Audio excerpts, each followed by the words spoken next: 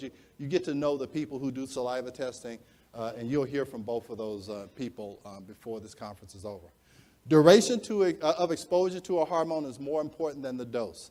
That is very, very important because remember, hormones can be retained. Okay? Because they can be retained, it is more important how long a person is exposed to a hormone than it is the actual dose. Estrogen increases target tissue responsiveness to itself and to progestins and androgens by increasing the concentration of its own receptor and that of its intracellular progestin and androgen receptors. Replenishment. Progesterone blocks replenishment. So let me try and break this down.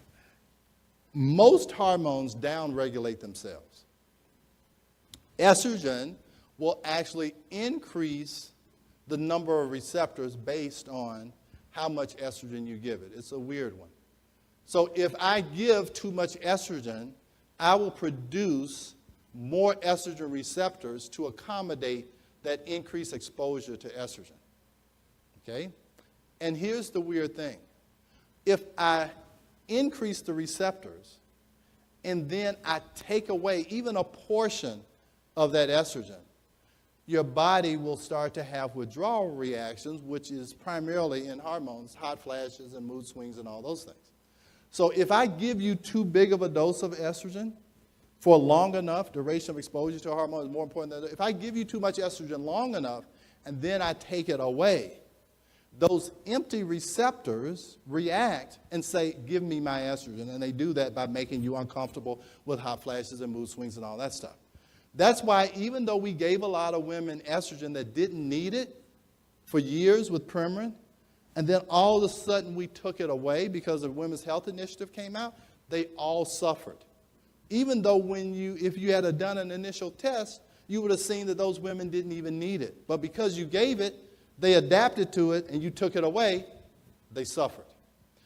So this last thing says progesterone blocks replenishment of the receptor. That needs to be moved over. Somehow it got lost in. Move that arrow over to where it says replenishment.